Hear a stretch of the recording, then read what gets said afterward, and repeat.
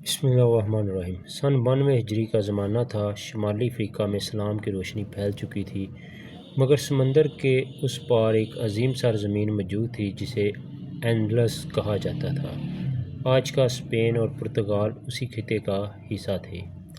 اس وقت وہاں ویزوگوت بادشاہت قائم تھی اور بادشاہ روڈرک اپنی طاقت، دولت اور فوج پر بہت ناز کرتا تھا، مگر عوام کے ایک بڑے حصے میں اس کی حکومت کے خلاف بے چینی پائی جاتی تھی۔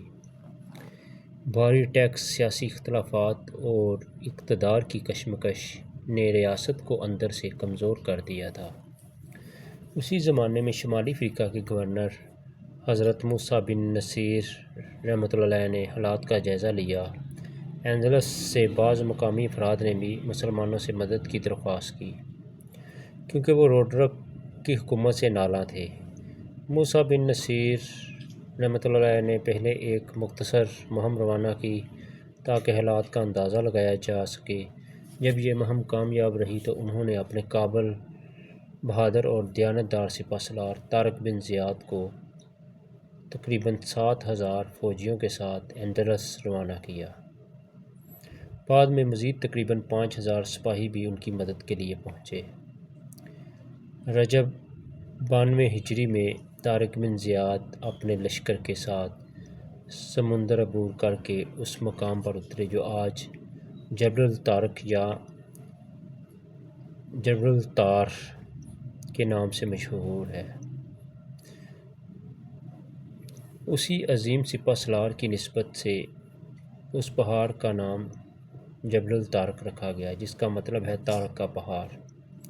تاریخ کی بعض مشہور کتابوں میں یہ روایت بیان کی جاتی ہے کہ طارق بن زیاد نے ساحل پر اترنے کے بعد کشتیاں جلانے کا حکم دیا اور پھر اپنی فوج سے تاریخی خطاب کیا، لیکن مستند مورخین جیسے ابن کثیر، ابن خلدون اور جدید محققین کے نزدیک کشتیوں کو جلانے کی روایت مضبوط سند سے ثابت نہیں، اس لیے اسے یقینی تاریخی حقیقت نہیں کہا جا سکتا۔ البتہ یہ بات یقینی ہے کہ طارق بن زیاد نے اپنے لشکر کا حوصلہ بلند کیا، اللہ پر بھروسہ رکھنے کی تلقین کی اور ثابت قدمی کا درس دیا۔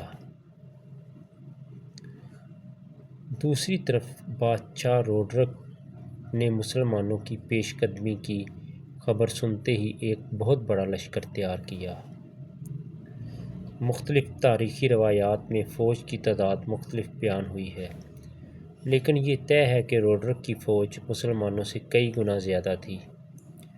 جولائی 711 میں دریائے وادی لقا کے قریب دونوں فوجیں آمنے سامنے آئیں۔ کئی دن تک شدید جنگ جاری رہی۔ مسلمانوں نے نظم و ضبط، بہادری اور بہترین حکمت عملی کا مظاہرہ کیا، جبکہ روڈرک کی فوج اندرونی اختلافات کا شکار تھی۔ جنگ کے دوران روڈرک کے بعض ساتھی اس کا ساتھ چھوڑ گئے، جس سے اس کی فوج کا حوصلہ ٹوٹ گیا۔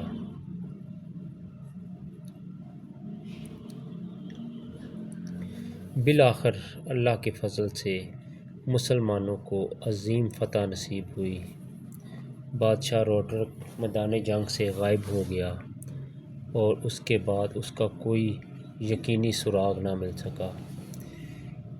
اس تاریخی فتح نے اندلس کے دروازے مسلمانوں کے لیے کھول دیے۔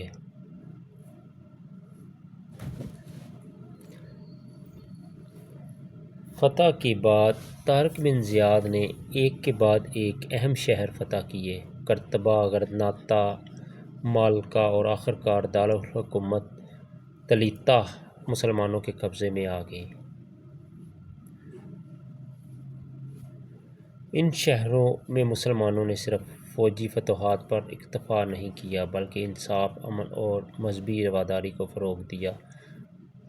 بہت سے مقامی باشندوں نے مسلمانوں کے حسن اخلاق اور عدل کو سراہا۔ بعد میں موسیٰ بن نصیر بھی مزید فوج کے ساتھ اندلس پہنچے۔ دونوں سپہ سالاروں نے مل کر فتوحات کو مضبوط کیا اور اسلامی حکومت کی بنیادیں مستحکم کیں۔ چند برسوں میں اندلس کا بیشتر حصہ اسلامی ریاست کا حصہ بن گیا۔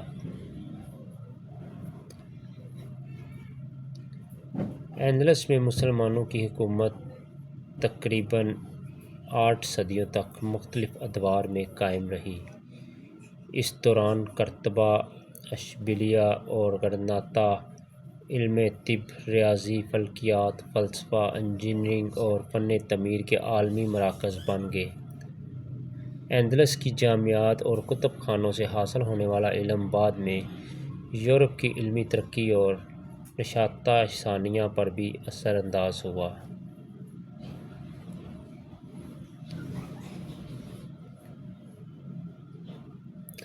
طارق بن زیاد کی زندگی ہمیں یہ سبق دیتی ہے کہ کامیابی صرف تعداد، دولت یا ظاہری طاقت سے نہیں ملتی، بلکہ ایمان، بہترین منصوبہ بندی، نظم و ضبط، انصاف اور اللہ پر کامل بھروسہ ہی حقیقی کامیابی کی بنیاد بنتے ہیں۔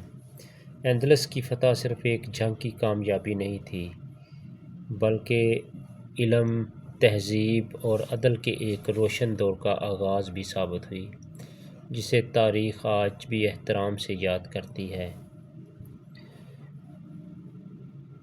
ناظرین، ہماری مزید اچھی ویڈیوز کو دیکھنے کے لیے ہمارے چینل کو سبسکرائب کریں، لائک کریں، شیئر کریں اور کمنٹ باکس میں کہانی کے بارے میں لازمی کمنٹس کریں۔ بہت بہت شکریہ۔ اللہ حافظ۔